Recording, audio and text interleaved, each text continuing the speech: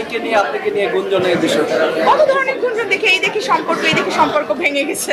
এখন কোনটা নিয়ে কথা বলবো? এটা নিয়ে কথা না বলাই ভালো। বেশ অনেকটা সময় ধরে গুঞ্জন ভেসে বেড়াচ্ছে নির্মাতা রায়হান রাফি ও অভিনেত্রী তমা মির্জাকে ঘিরে। প্রেম করছেন এই তারকা জুটি, এমন খবরে চলা শোবিজ অঙ্গন। তবে এবার প্রেমের খবর ছাপিয়ে গুঞ্জন পৌঁছলো বিয়ে অবধি। শোনা যাচ্ছে তারা বিয়ে করে সংসারও পেতেছেন। সম্প্রতি একটি ছবিতে নেটিজেনদের চর্চা আরও বাড়িয়ে দিয়েছে। আপস ডাউন থাকে, বন্ধু আসে, বন্ধু চলে যায়, কিছু বন্ধু থেকে যায়। আমার মনে হয় দর্শক আলোচনা সমালোচনা থেকে ভালো কাজ দেখতে চায়।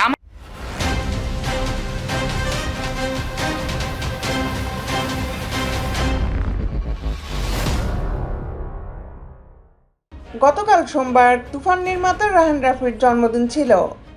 জন্মদিনে নিজ বাসায় কেক কেটেছেন তিনি, যেখানে রাফির এক পাশে দেখা গেছে তার মা, অন্য পাশে দেখা গেছে তমা মির্জাকে। নিজের জীবনের গুরুত্বপূর্ণ দুজন মানুষকে পাশে নিয়েই কেক কেটেছেন এই নির্মাতা। সেই ছবি ছড়িয়ে পড়তেই রাফি ও তমার ঘনিষ্ঠজনেরা বলছেন এই দুই তারকা জুটি বিয়ে করেছেন। না, আপাতত বিয়ের কোনো পরিকল্পনা নেই। আপাতত ওই যে যেটা বললাম, ভালো কাজ করতে চাই, এটাই। বর্তমানে তারা সংসারও করছেন, যদিও রাফি বা তমার পক্ষ থেকে এই বিষয়ে এখনো কোনো আনুষ্ঠানিক বক্তব্য মেলেনি। তবে একাধিকবার নিজেদের সম্পর্ক নিয়ে খোলামেলা কথা বলেছেন এই জুটি। এর আগে তমা মির্জার জন্মদিন উপলক্ষে শুভেচ্ছা জানিয়ে সামাজিক মাধ্যমে একটি ছবি শেয়ার করেছিলেন রায়হান রাফি। সেখানে অভিনেত্রীকে শুভেচ্ছা জানিয়ে তোমাকে নিজের জীবনে পেয়ে ভাগ্যবান বলে দাবি করেন এই নির্মাতা। উত্তরে রাফিকে পেয়ে নিজেকেও ভাগ্যবান দাবি করেন অভিনেত্রী। রায়হান রাফির পরিচালনায় খাঁচার ভেতর অচেন পাখি ওই ফিল্মে প্রথমবার অভিনয় করেন তমা মির্জা।